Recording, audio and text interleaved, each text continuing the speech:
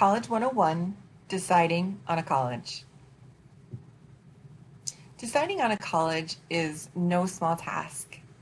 Perhaps since you were 4 years old, you knew the college you wanted to go to, but then as a senior, you weren't so sure. Or perhaps you're a returning adult and you're not sure which college to choose, what is best for you. So we're going to go through the reasons that most people select a school and how it might help you to look at school selection. We're going to go through the top 7 reasons students select their college. Number 1, career preparation. Does your school prepare you for your intended career? Do students get jobs when they leave? As a student who intends to transfer from a community college, you want to know if a high-quality education is offered and if your credits will transfer to the next institution. Number 2, academic programs. It is so important that if you are looking at a college that you identify if they have the type of program that you would like. Don't take it for granted. While many schools have English as an option, not all schools are going to be really a good fit for the academic program that you're interested in. Fit. Do you feel like you fit when you're there? It is so important to feel that that institution is where you want to be. When you take a tour, an admissions-led tour, please, it's always fun to go with a friend who goes there or an alumni who used to go to that school. I recommend that but always make sure you do an admissions-led tour so that they can show you into places and make sure to answer questions about the college. But you want to make sure that you feel like you fit. Can you see yourself being happy there? Cost and financial aid package. We're going to talk about cost at Bay just so that you have a foundation by which to understand the cost of colleges. I have some other schools on here for you to view as well. These are for the 2019 and 2020 academic year. So this is not going forward into 2020-21. So please know that. You will see that there are 4 Bay College bars here on the graph. That is because Bay College as a community college has different rates. The first bar, the smallest one, is Delta County. Students in Delta County experience a reduced rate because the taxpayers here have voted to pay a millage to Bay College. So in appreciation, they have less of a financial burden. The next step up is Dickinson County. Dickinson County also pays some taxes to Bay College, and that is why their rate is slightly less as well. If we look at it, the real rate for Bay College would be that third bar. That's the in-state rate and Wisconsin reciprocity. That's tuition and fees at Bay College. That's $7,830. We also have an out-of-state rate and an international rate that is not listed here.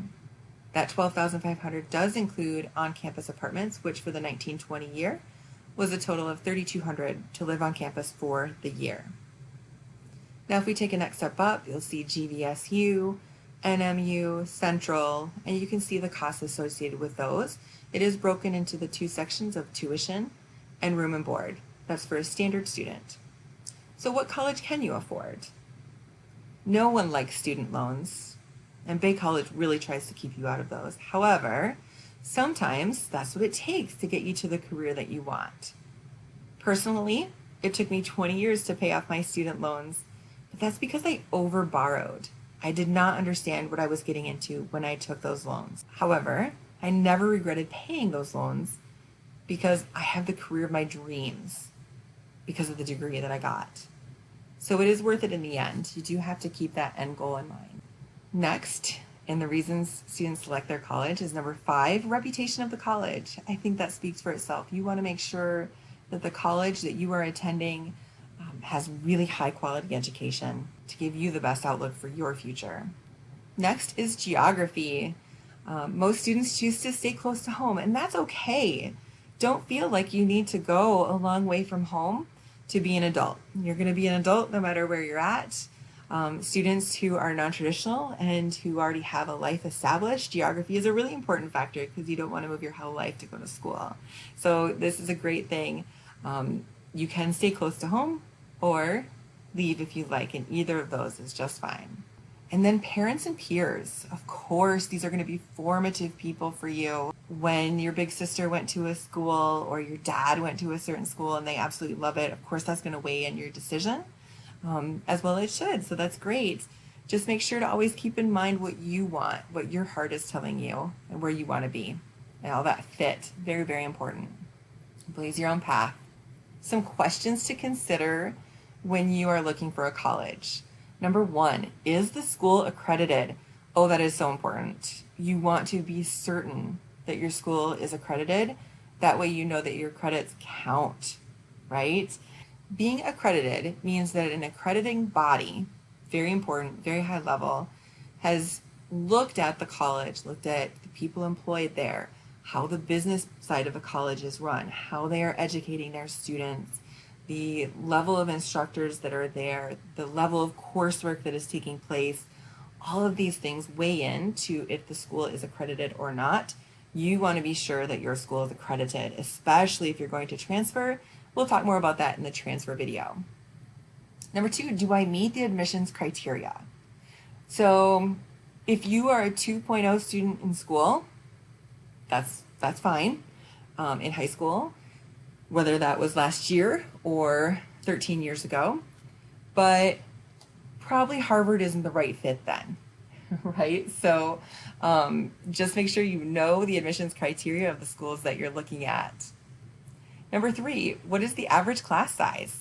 And what is the student to faculty ratio? At Bay College, our average class size is 15 students. How do I feel about the campus facilities? Is academic support readily available? What is the quality of the instructors? And are they available to me?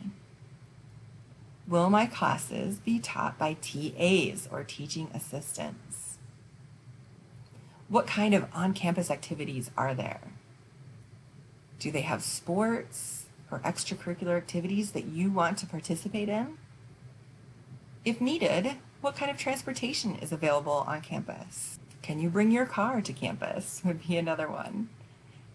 How long will it take to get from class to class? And are you okay with that amount of time? How safe is the college campus? Just so you know, safety stats are available at every college on their website. Is housing available? Is that something that you want, or do you want to be able to live off campus? What are their rules surrounding that? Are there study abroad opportunities? If you are hoping to travel overseas to be a student elsewhere in a different country, can your college help you do that through study abroad? There are so many more things that you can consider. So I have created something for you, this college decision-making matrix, which is also on this page. Feel free to download it and use it. The Bay College information is already in there for you, pre-filled. Thanks for watching this video. I hope you join us for the next one.